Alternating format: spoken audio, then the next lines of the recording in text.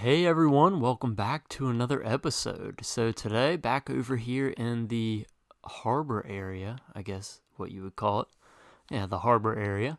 And still working on finishing up. Obviously in the last video, I guess we finished up the lower part of the harbor, but there is still the upper part. So I've done quite a bit of work, as always. I feel like I say that every time, but today I really wanted to do a lot of extra stuff. Well, not today. I've been working on this for like a week, as for most videos, but I wanted to show you kind of all this progress with it. But if you remember, this area right here used to be just the top of this building. It was just a big stone area that led to nowhere. So I figured I would put this building here. And I think it looks nice. It blends in very nicely with the rest of the... Oh. Well, interesting. Oh, well, I guess we can come up to this side. So it blends in very well with the rest of the dock, I feel like. And it's just right off the side of Forest Road here, so we can come through, and it actually has like a little area where you can sit out here, so like an extension of the docks. You can sit here and watch the ships come in, look at the beach out here. Just a nice view. That's why there's a lot of these seats on the side, because I feel like this is an area with a nice view. So I assume most people like that sort of stuff, even in Minecraft world. Simple, just, my normal house design with a little bit of differences. I always keep the same kind of architectural style, I guess, or design style, but I put little variations in every building so that none of them are the same. You guys have probably noticed that, but that's just kind of my style, I guess, that I get with. And this one in particular is a walkthrough. That's why it's different. And I love little walkthrough buildings like this. I think they're very cool. And that is because this is an extension of Forest Street through here, as you can see by the sign, Forest Street going through here, and it leads up to Main Avenue. And coincidentally enough, we have another walkthrough building right here. Of course, that's an old one in the stables, but I also planted these trees right here, and I think they look really nice. And I just love the particle effect that these put out. That's why I put them here. It's not like a cherry tree would normally be right here, but I think they just look really nice. And I just kind of left this area grassy like this, I guess. Just some different color variation, because there is a lot of gray in here if I didn't have these little random bits of foliage and grass. So that's kind of the entrance of it. Now, what is this building exactly?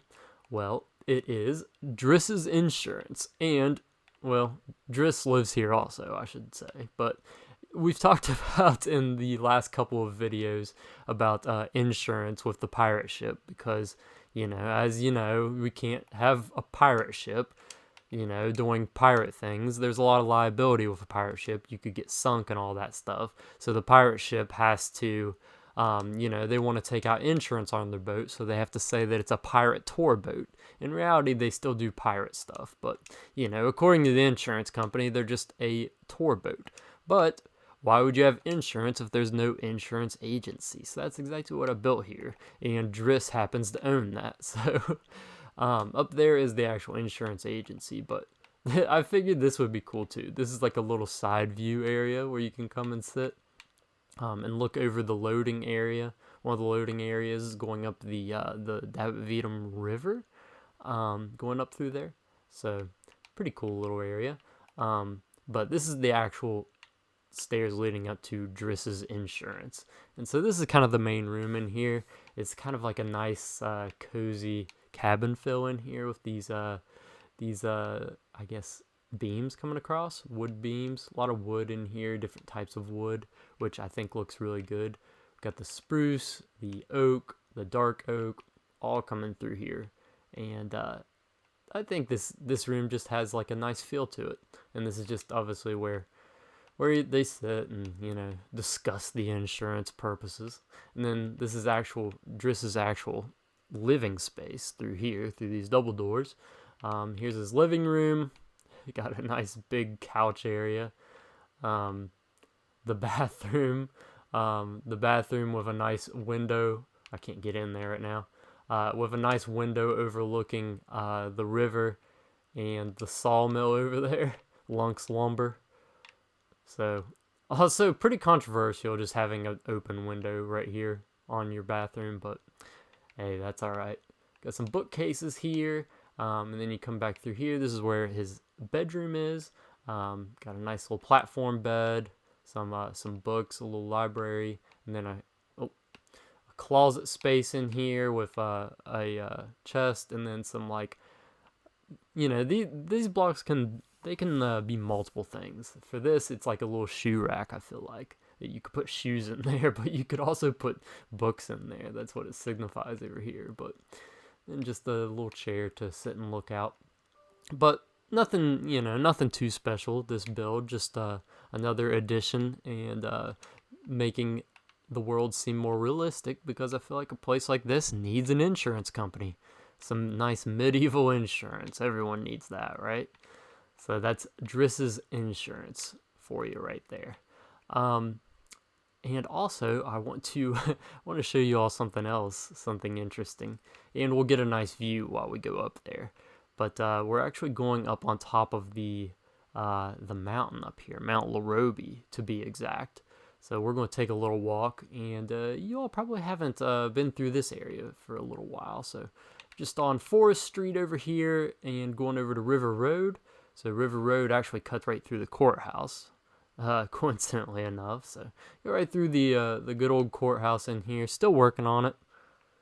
Need to get some more gold. It takes a long time to do the gold in this room, and then once I get all that gold, we'll do some more of the interior work. Come right over here through River Road, and then we're going to go up on top of the upper part of Main Avenue, up here near Craig's Magic School. And from Craig's Magic School, we're actually going to climb up Mount Lorobi a little ways. So let's go on up here. And there, as you can see, there is a sign up here halfway up Mount Lorobi at one of the steepest parts. And we're not going to look at that sign just yet, but just know that it's there and has a purpose. Got a really wonderful view up here of everything. Pretty cool. Pretty cool for sure. Very inspiring. I like to climb all the way to the top of Mount Lorobi quite a bit, just to get a view of the city and get some inspiration for new projects and stuff. But right here is going to be today's lore reading, and we're going to read the sign for a reason, because it has to do with today's lore. So let's get into it. Bang sounded the bell, and off goes the would-be queens. Most spread out to give themselves space to climb the staggering peak. The base of it was slightly less steep, which gave way to many routes and strategies. This climbing went on relatively uneventful until the contestants got above the tree line. From here, only one known path exists. This created a funnel up to where each person would have to patiently wait as the other was on their way to continue. Of course, with all the way... I wrote this terribly. Oh my goodness. Of course, with all that was at stake, this was not the case. The women began wrestling their way up, with most giving up due to fatigue already. The rest would simply not risk the fall on the cliffs above. There was only 4 left, one being Miss Jeffney Jingles herself. All she had to do was finish, and she would surely win the overall point total. She gleamed with excitement at the idea.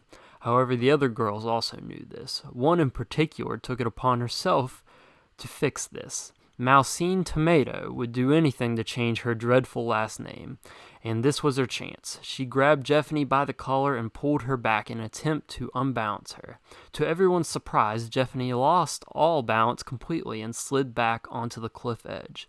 She was not able to catch herself and plummeted to the bottom.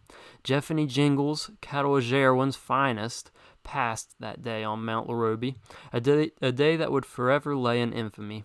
However, Mousine had no time to ponder the consequences. She continued on with a victory in round 5, securing herself a place in the final 3 contestants, where King Oscar Torque himself would choose his queen. Oh wow, it's dark now. So of course, up here, Jeffney Jingles, May 2nd, 1595. So a dark twist to the story. And it's going to get even more interesting as we go, of course. But I figured I'd bring you up to Mount Lorobi, the site of round 5 of the Queen contest, where a very unfortunate accident happened. So she must have fallen from up there all the way down here. Ugh, pretty crazy stuff, but that's the lore of Cattle Jarwin for you. It's got a lot of twists and turns coming, that is for sure. So here's a nice view of the city at night while we close this out. So yeah, thank you all for watching. I really appreciate all the kind comments and stuff that you guys have been leaving. It really encourages me a lot to kind of continue this world and make it something special. So yeah, I will see you all in the next one.